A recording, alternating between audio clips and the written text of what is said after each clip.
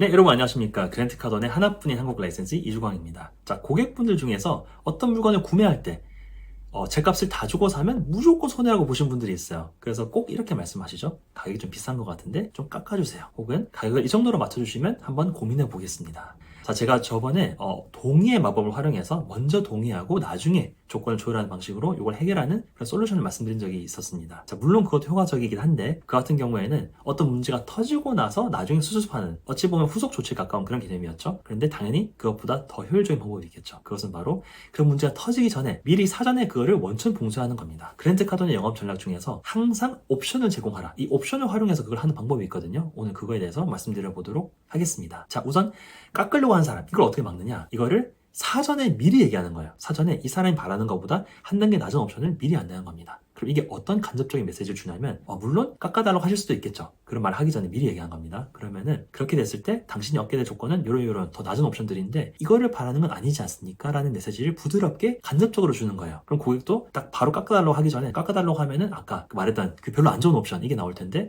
그건 좀 그런데 한 번 더 생각하게 된다는 거죠. 근데 이거를 이렇게 얘기 안 하고 옵션 요거 하나고 가격 요거 하나 이렇게 말해버리면 고객은 그때부터 협상 모드에 들어갑니다. 무조건 이걸 깎을 수 있다고 믿어요. 그리고 이렇게 자꾸 깎아달라고 했을 때 영업사원이 나중에 그 얘기 하면은 깎아달라고 하니까 이 옵션 뺄게요 요거 뺄게요 이렇게 얘기해버리면은 고객이 감정 싸움이 되는 거예요. 그때부터 나는 이거를 깎아달라고 한 건데 왜 자꾸 조건을 바꿔 이렇게 이제 충돌이 발생하기 때문에 미리 그거를 얘기해 놓으면은 회사 정책이 이렇습니다. 단호하게 이렇게 이거 두 개 중에 하나밖에 할 수가 없어요. 이렇게 얘기할 수가 있는데 나중에는 그게 힘들어진다. 이런 말씀을 꼭 드리고 싶었습니다. 자, 그리고 반대로 한 단계 높은 옵션도 있겠죠. 자, 한 단계 높은 옵션 같은 경우는 어떤 메시지를 주느냐. 자, 물론 이보다 더 높은 옵션도 있지만 이건 좀 과하지 않나요? 제가 처음에 제안드린 게 훨씬 더 큰 도움이 될 것 같습니다. 이런 메시지를 또 간접적으로 주는 거예요. 근데 항상 이거를 미리 말하느냐 나중에 말하느냐가 큰 차이가 있기 때문에 항상 미리 안내를 하셔라. 옵션을 그렇게 활용하시라는 말씀을 꼭 드리고 있습니다. 자, 여기까지가 기초였어요. 자, 기본인 것 같지만 많은 영업사원들과 많은 회사들이 그렇게 하지 않거든요. 핵심, 주력 제품 하나를 내세우고 하나의 가격 이렇게만 내놓기 때문에 고객이 자꾸 협상하려고 하고 깎으려고 하고 이런 문제들이 있습니다. 아니면 회사에서는 여러 옵션들이 있는데 영업사원이 자신의 이익을 위해서 하나의 옵션만 제공하기도 해요. 근데 그런 것들은 약점이 있기 때문에 항상 옵션들을 활용해서 그 리스크를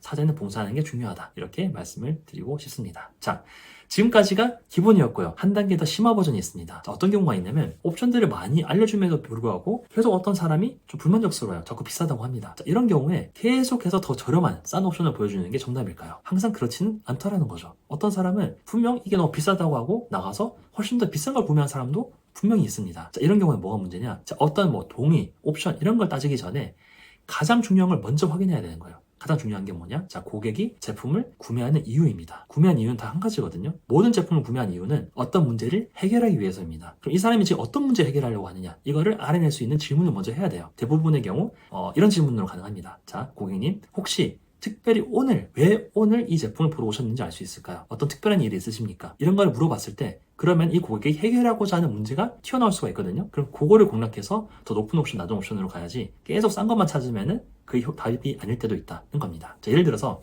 어떤 남자가 예비 신부한테 프로포즈 하려고 해요. 그래서 이제 웨딩링이죠. 반지를 사러 갑니다. 반지 매장에서 계속 이 남자가 비싸다고 하니까 영업사원이 싼 거 하다가 나중에 10만원, 20만원짜리 가짜 큐빅 이런 것도 비싸다고 하니까 포기해버려요. 이 사람 나가겠죠? 나가서 다른 매장 들어갔는데 자, 영업사원이 따뜻하게 인사를 하면서 물어보는 겁니다. 혹시 특별히 오늘 반지를 보러 오신 이유가 있으실까요? 했더니 남자가 사실은 제가 다음 주에 프로포즈 하려고 하는데 좀 여자친구가 좀 만족할 수 있는 그런 아름다운 고급스러운 반지를 찾고 있습니다. 라고 하면은 그 영업사원이 고민을 하다가 이 사람이 기대한 것보다 한 단계 더 높은 옵션을 주겠죠. 이 사람이 비싸다고 하더라도 높은 옵션을 보여준 이유는 뭐냐면 이 사람이 비싸다고 한 메시지는 내가 돈이 없다는 얘기가 아니에요. 이 제품의 가치에 비해서 비싼 것 같다. 이 제품이 내가 가진 이 문제를 해결해 줄 수 있을지 확신이 들지 않는다는 뜻이거든요. 그러면은 더 비싸다고 하더라도 이 반지 같은 경우에는 너무나 아름답고 이제 캐럿이 크기 때문에 이 문제를 확실히 해결해 줄 수 있어. 그러면은 20만원짜리 보던 사람한테도 300만원짜리를 팔 수가 있는 겁니다. 이해가 되시나요? 그래서 다시 정리하겠습니다.